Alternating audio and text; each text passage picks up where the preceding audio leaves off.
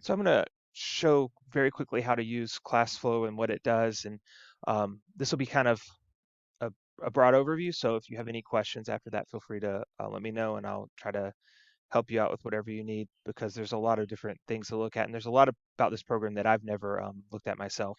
But let me start by showing you the basic overview of what it does at a very, very basic level.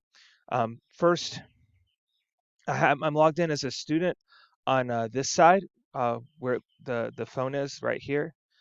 So I'm logged in as a student there. Whoops. And so you can see the student view of what this does. And then as a teacher on the actual website here, where it says create and deliver interactive lessons. So that's my teacher account. And then I have a sample class going. So here's basically what it does. So I'm just going to open an instant whiteboard.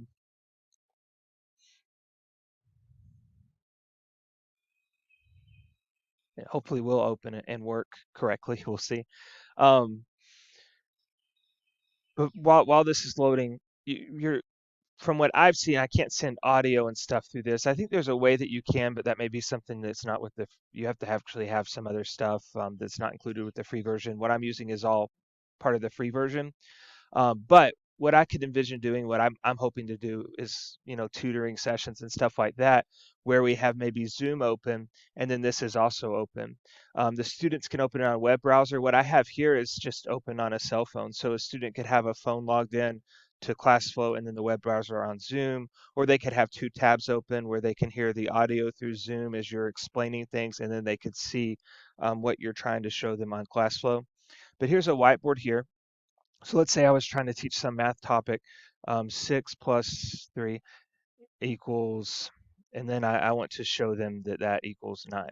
So first of all, the student's not logged in. So let's get the student logged in. So what I'm going to do is I'm going on the iPhone here. I'm clicking and I'm going into the class. So basically when you see, uh, hit the wrong button. Okay. They'll see this when they log in, the screen that you're seeing right here. And then I'm going to go into the feed. If they're on the desktop version, this will already be there. And they have to click the class. So if multiple teachers were using this, they would see multiple classes listed. This is a sample student, so I'm just going to click sample class. That's the only class that they have. And so it looks like this.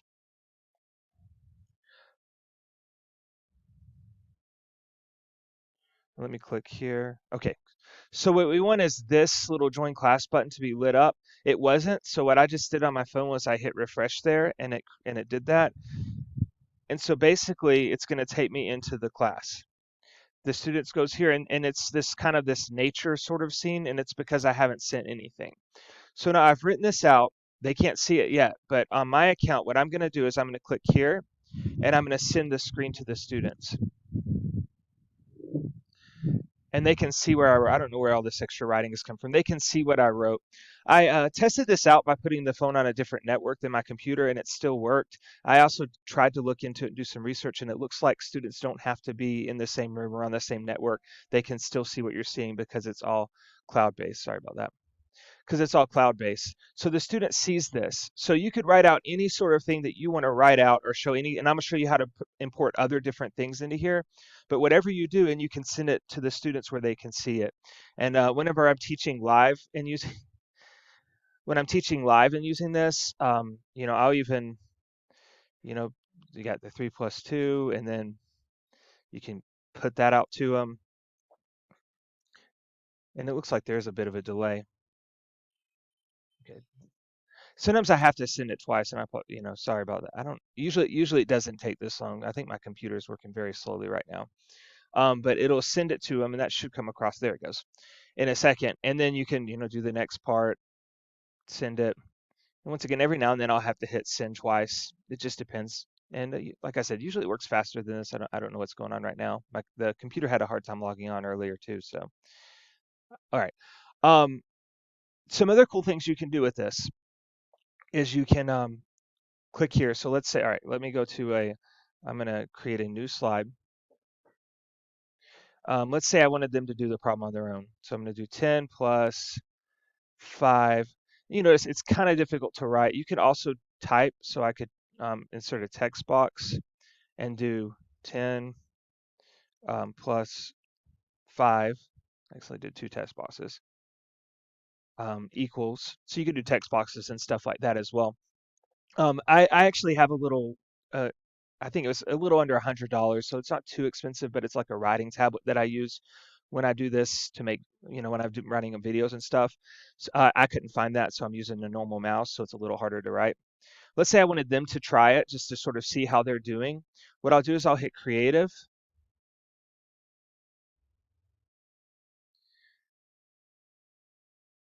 here, and once again, it's going really slow. When I use this in the classroom, it's usually quicker. But you can see on the screen, it sends it to them, and then it sends me a screen like this. And basically, the student, I'm going to take the phone and I'm going to choose the pen tool, and then I'm going to write out 15. 10 plus 5 equals 15. All right, and then what I'll do is hit that blue submit button on my phone, and that's what the student would hit. It's obviously easier if they had a phone to do the actual writing part, but it works on a computer too. If they're using a Chromebook, the little Chromebook mice aren't great for this. A normal mouse is better, but it'll work. They could always also hit the text box button and actually just type their answer as well. So it kind of depends. Some students have an easier time with that part than others. But what you can see on the teacher account here is you can see that it populates it with their response. So I can click on it and see that. And so I can move them around. So what I could do is, um, let me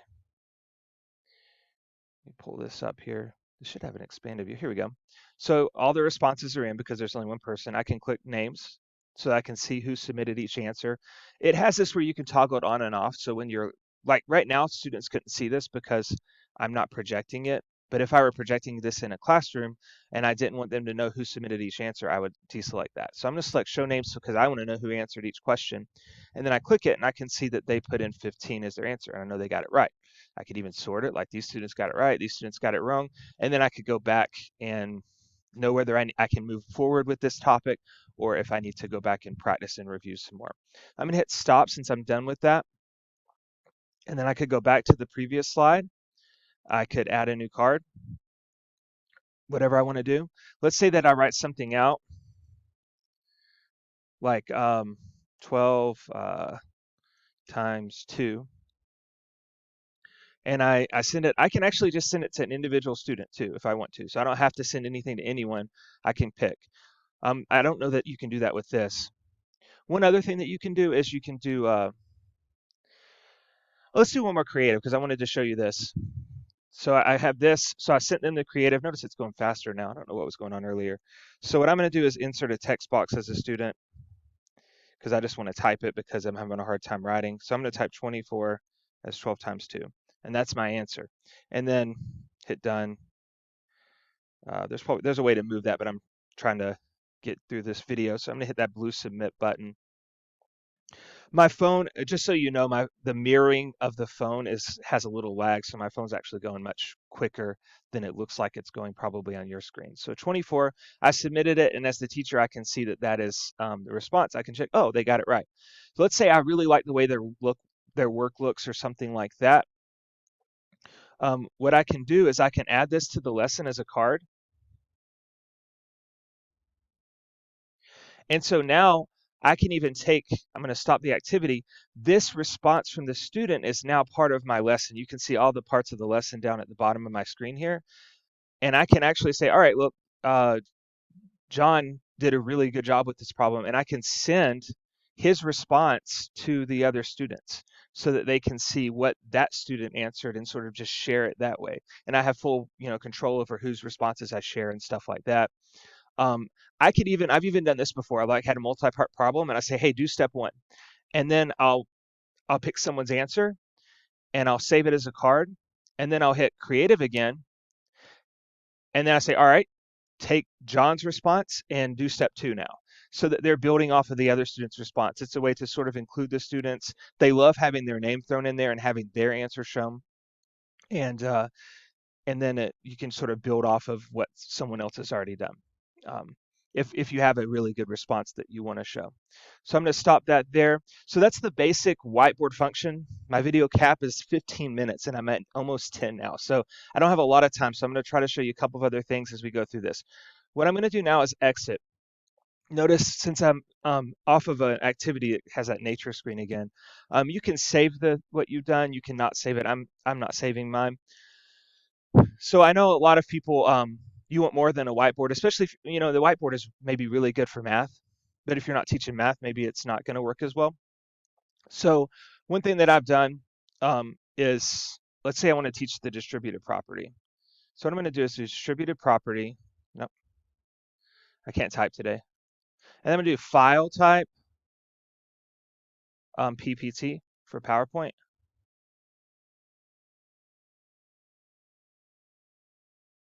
Okay. For some reason, did I do something wrong? Huh. File type PPT for PowerPoint. Let's see if I can get one to download here. Yeah, here it goes. Okay. So I just clicked that one. I'm going to look at it. Basically, if you do file type PPT, you're only going to get PowerPoint presentations. So I'm going to open it up. Okay. And so I have this PowerPoint that someone else has already made. Obviously, you could make your own. I try to find some that teachers have already done. So because it's faster, it's something I don't have to do. And they're going to make me do that, aren't they? Okay. I'm using a different computer, so let me pause the video and try to get this. All right, I got it. Okay. So I have this PowerPoint that some other teacher somewhere has already made. I can look through it to make sure it's going to sort of fit my needs. And let's say that I like it. Let's say maybe, let's see. Okay, I'm looking through it. Oh, I don't want the answer marked on there, so I'm going to delete that. So I'm going to cut this out. So this is what I usually do is I usually sort of edit. Well, oh, enable editing. Okay, let's do that. So I sort of go through and edit. If a PowerPoint has an answer marked on it, I'll try to take that answer out or something like that. And what I'm going to basically do is put this into Classflow. That's what I'm trying to show you now. So once again, I don't want the answers in here, so I'm going to delete those. And one of the other things I'll do is, sometimes I'll say like, okay, I don't need this in the presentation, so I'm just going to delete this entire slide. So I basically go through and edit an existing PowerPoint to make it work for what I'm trying to do. And then I'm going to export it as a PDF. So what I'm going to try to do is make this smaller so I can see what I'm doing. Export. I used to just save the PowerPoint and you can put it in like that. The problem with that is a lot of times it didn't show up quite right. So I figured out if I export it as a PDF, it always worked better. So I'm going to do that as a PDF, publish. It's going into my downloads. Okay.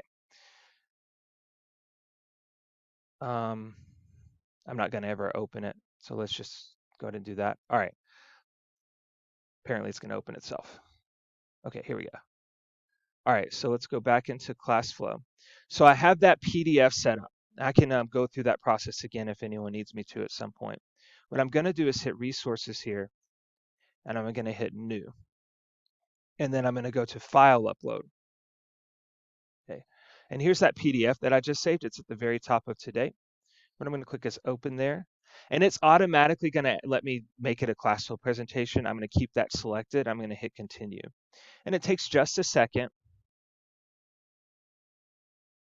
All right, and it's uploaded. And in just a moment, I should be able to see it here. Here it is. Um, this is the actual PDF that I did. This is the Classflow lesson. So it'll give both. And then if I hit this blue deliver button, what I'll do is I'll pick the class I want to send it to.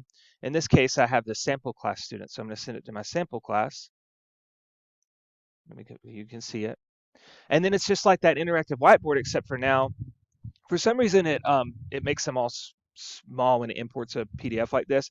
I like to just go ahead and make them large again as I'm going through. You could do this and resave it before.